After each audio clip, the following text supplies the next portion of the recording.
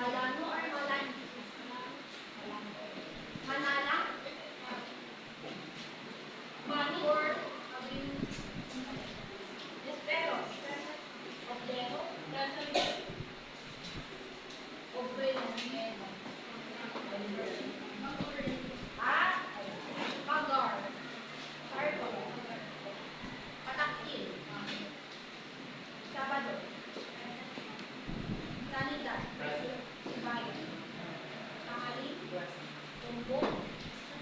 Banya? Bana o bilang pet? So, first request na po tayo. Pakilog na lang kung sino yung absent yung tsaka yung mga students. Okay? So, to begin this class, let's have first a short recap or short review on what is your previous lesson with teacher Nicole. Or Kathy, hindi yung last na teacher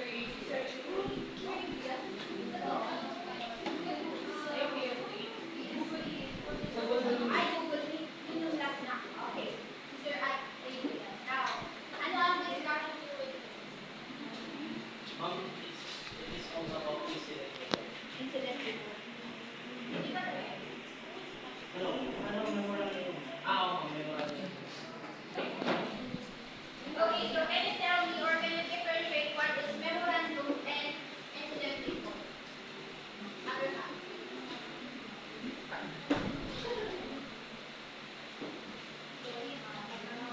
Oblero. Yes. What is memorandum and what is incident report? Meron.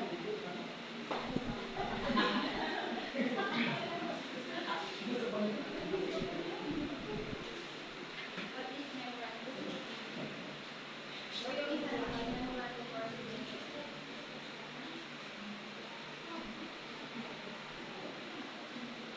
Wala ba? Hindi niya ba na-discuss? Pag na-discuss ng Google Meet, Nakagan pa kayo lahat? kung matawag sa Google Meet. What's to explain? One will say memorandum is where you communicate within that organization. For example, there is a change in the policy for that organization. Now you're going to write it informally in a paper, and then you can just disseminate to every employee within that organization. Okay, thank you very much. Now to formally start this discussion, let's have, of course, your prayer activity. And in this part, I'll be dividing you into two groups. So this will be group 1, group 2, and each group will have a 4 representatives to come here and run. 4. Yes. I need 4 representatives, each group and run. So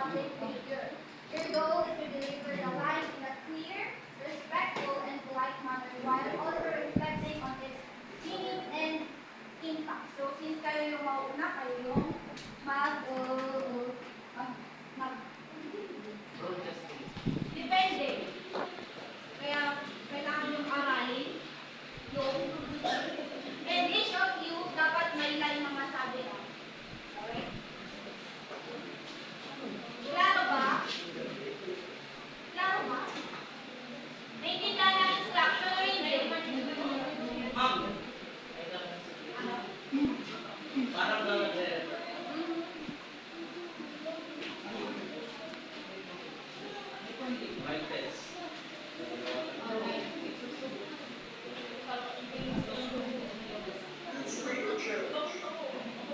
Ang aming student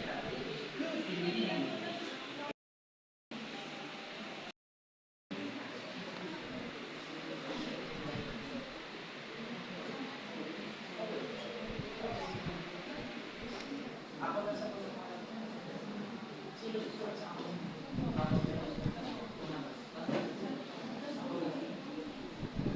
Okay, now let's start.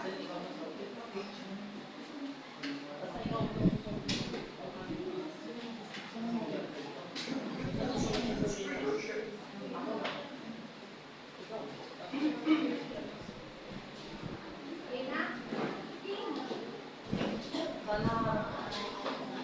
Para ba yung sa classmate? 1, 2, 3, go. Good evening. In a shocking turn of events, a major luxury retail store in downtown Manhattan was the target of a daily robbery last night. The high-end boutique, known for its exclusive design and collections, fell victim to what authorities are calling a well-coordinated heist. Surveillance footage shows a group of masked individuals breaking into the store just after midnight. After the police reports, the team managed to disable the security system before making off with an estimated $2 million worth of luxury goods, including chargers and handbags. Pinus-play ko, pinus-play ko from the scene. Alam mo na. Incident marks the minute of Okay, okay na. Pwede na kayo umupo. Fish wala na. And the next. Ganda niyo ng class ko ah. However, today I want to show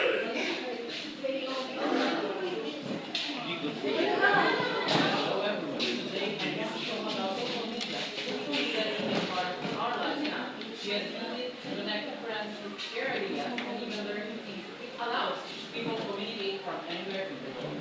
But social media also has a big shortage. Sometimes it is difficult to use. And it may not provide it's important to use social media wisely. Remember to take breaks and focus on the real life mission. Sige, pwede na kayo umupo.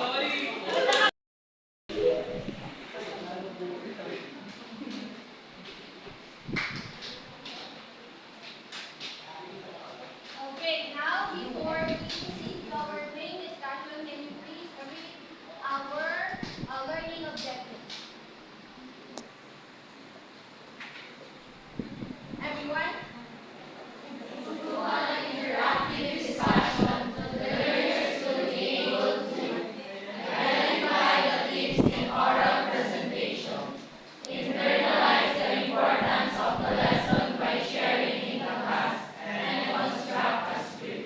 Okay, so based from the activity that we had, is that I addressed earlier, can you tell me what is the first thing that your classmates did before they deliver their lives? Ano yung una nilang ginawa? What do you think is the first step? Diba, pinesento sa amin na yung guy. And then, anong ginawa nila? Raise your hand if you want to recite. Sino? Okay. Not plan. On planning or brainstorming on what technique they will do, how to read the news effectively. Kung for this traffic, ang bait naman kami bilis sa mga tao para mabasa nila ang mga kasama. Sino ba? May idea? Okay, let's see. Now let's have this picture. Ano masasabi niyo sa picture na yan?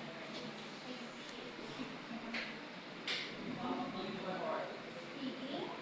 Okay. Ano pa? Non-verbal communication. Verbal. How about this picture?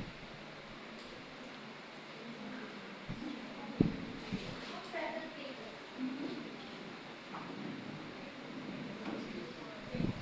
Interactive communication.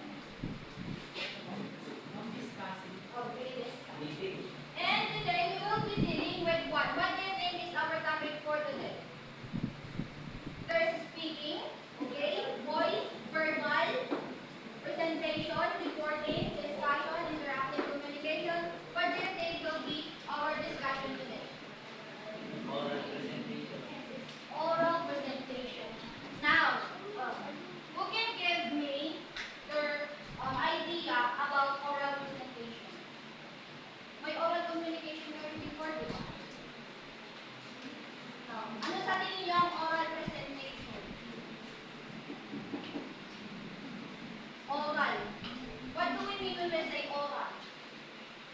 Oral, di ba, speaking. Voice, verbal. So when we say oral, these are the words that uttered by our mouth. Now, when we say presentation naman, when we say presentation, what? Sinasabing discussion kanina. Discussion, interactive communication. Okay? So today, we will have oral presentation. Now, everyone, can you read what is oral presentation? Oral presentations, also known as public speaking or simply presentations, consists of an individual or group verbally addressing an audience of a particular topic. The aim of this is to educate, inform, entertain, or present an argument. Okay, so basing from this text, can you give me your own idea what is oral presentation? Wala? Sanida. When we say oral presentation, this is where you disseminate information to a large audience. And in oral presentation, there are 4 kinds of speech. And I know for sure na natakal nyo na itong 4 speech na to. And I don't know if na-try nyo na mag-speech. Na-try nyo na ba? Yes, ma'am. Wow.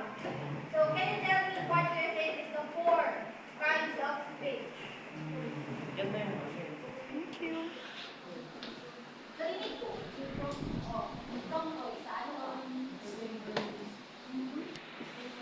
Memorize mo. Memorize. Tapos meron pa yung isa. Hindi. Alright. So now let's dive into the tips of oral presentation or in oral presentation. We have here the first one, prepare. When we say prepare, it is yes, we plan, we organize, and we strategize what approach are we going to do in having our presentation. Now I have a question for you. As a future educator, what do you think it is important for us, for you to prepare before you deliver your speech? Bakit kailangan natin mag-prepare? Di ba lagi nilang sinasabi, come to school prepared. Bakit? Ba't kailangan nakakanta tayo bago mag-present? Magaling na yun. Kailangan natin mag-prepare kasi lalo na engage tayo sa maraming tao, lalo na sa school natin. Kaya kailangan natin mag-prepare especially sa lesson plan natin para ma-deliver po natin yung mas maayos po yung kailangan na ibahagi po sa kanila. Yes, very good. Kailangan natin maging prepare kasi nga soon magtuturo din kayo ng mga students. Kailangan naman kasama ka. Hindi ko na nakainda ng mga students mo. Okay? So that is prepare. Lagi niyong tatandaan na to have a good presentation, a good plan is needed. Okay? Makaintindihan? Yes, ma'am. Alright. Next is develop your objectives. Familiar ba kayo sa word na objectives? Lagi meron yan. Tapos lalo pa ano? Locator. Objectives. What is objectives? Your goal? Yes. Ano ba? What is objectives? Pag-present ko kanina, yun yung objectives ko. That's my purpose. Ganon. Like, these are the things you want to achieve in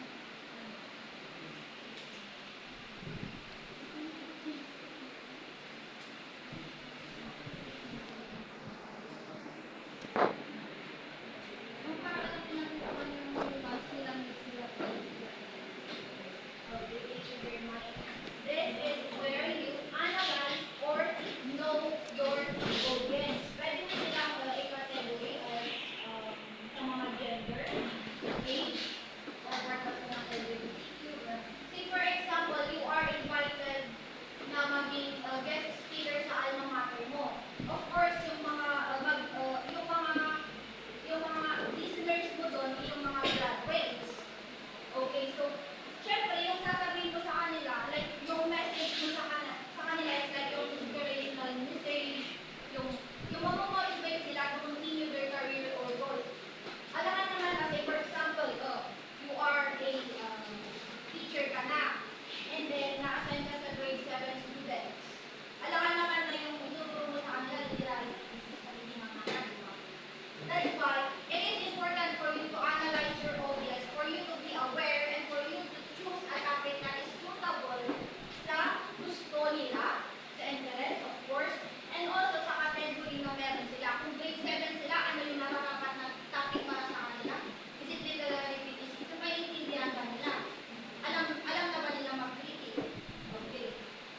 Kaya yung mga pipiliin natin, make sure na maiintindihan ng mga bata, make sure din na nasa interest nila yung topic na yun. Okay? Alright, so next, organize your thoughts. You want to read?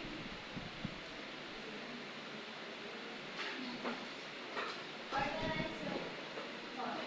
Plan the sequence of your presentation. Have your main points and back up with supporting materials. Okay, let's work it out. The way you want is organizing your notes. When you do complete yung sa mga kung sa PowerPoint, when you showing some pictures to your book, kailangan ko na meron kang explanation or supporting details about that speakers or okay, dapat my main and then my supporting details na sa mga sino ba? Upalar. Upalar. Okay, what is your idea when you organize your thoughts?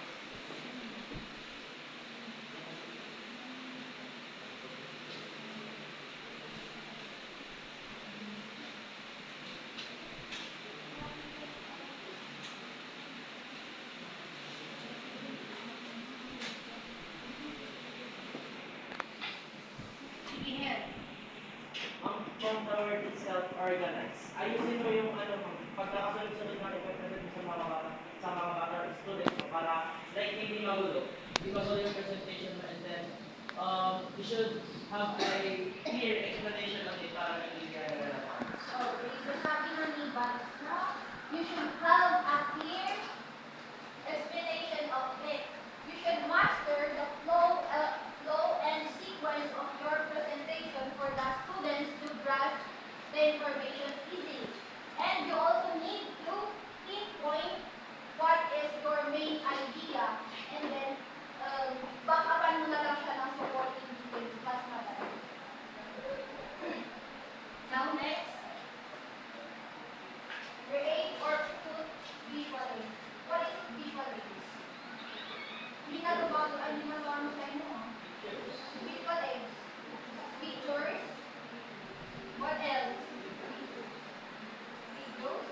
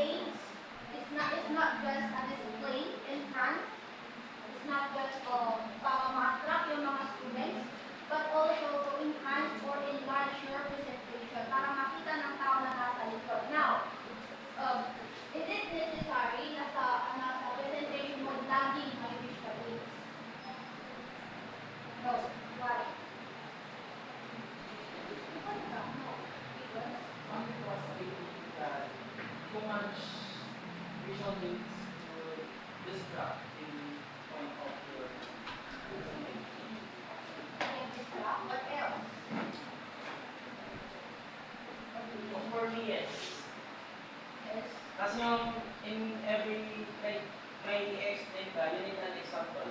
So, para maintindihan na mas mabuti ng mga students, you need to put visual aids or picture na nag-example dun sa present ko na. May nagsasabing yes, may nagsasabing no.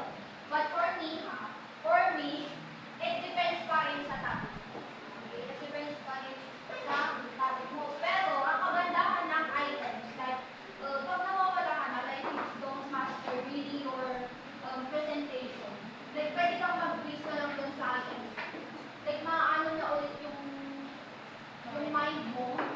Yes. Maano na yung mind mo. Continue your presentation. Alright? Now we have the next. Get ready. This is just like saying with the first one. Prepare. Kung nakikita kayo, ano yung prepare? Ano yung prepare? We just have seen about this. Get ready. Naglalagay ba kayo ng ano, score nyo? Manalo. Prepare sa others. Prepare sa others. Yung mga kapatid ko sa nakaprepare ka para nakuha sa kunyari, may presentation ka, hindi ka lang mawawala sa topic mo kasi pinag-aral mo prepare ka na kung ano gawin mo. At get ready is dapat maging ready ka sa kung ay sa kunyari ma'am, sa check mo. Kasi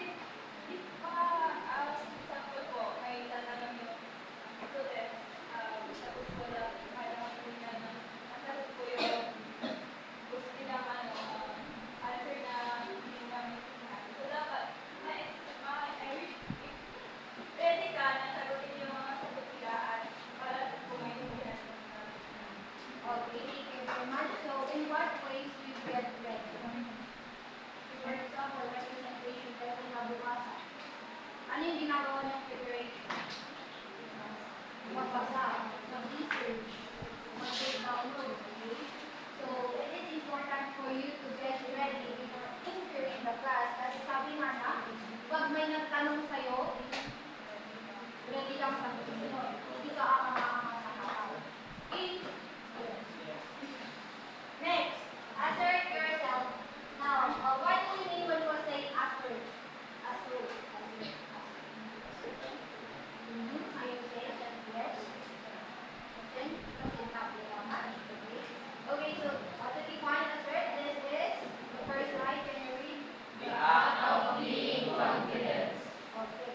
The act of being confident. Now, before ka pupunta sa isang stage, dapat you are confident enough or you are confident enough na tumayo sa taas.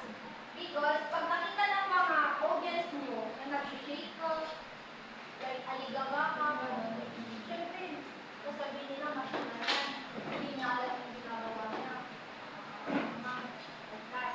So this can be done by good posture and loud quality of voice. Now, as a future educator, why is it important for you to have loud quality of voice?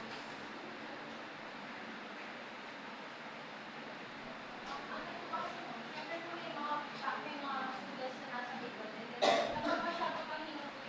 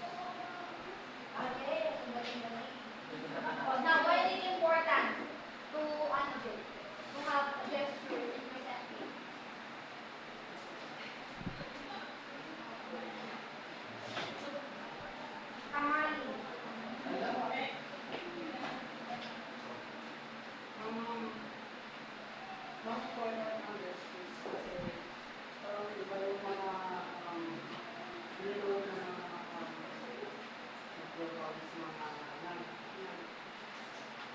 public speaking sa akin. Lalo na ginagawa yung preventive. Para one process lang ng plot na kunwari, meron silang gusto sabihin, yan na place na ba? Pag tayo sila, pwede lang yung para Okay, so gestures can emphasize your point and you can explain it verbally. Para, it's like, para maging strong yung presentation mo. Baka yung orange. Wala na natin walang sa And also, kapag, alam mo ba, hindi gagawin kami pag ninenervyos kami, gestures na lang. Pwede nyo din gawin yun sa anong order kayo po ng interview. Okay, so yes, that is the last part of the tips in oral presentation to make connections with the audience. So do we have any questions? Sure. Sure. How can someone give me or summarize the whole discussion?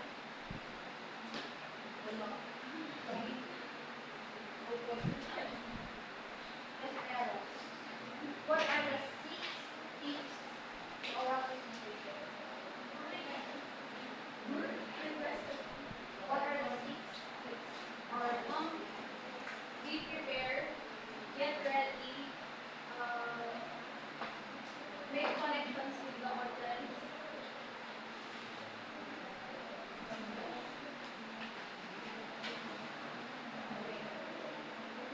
Analyze your audience, assert yourself, and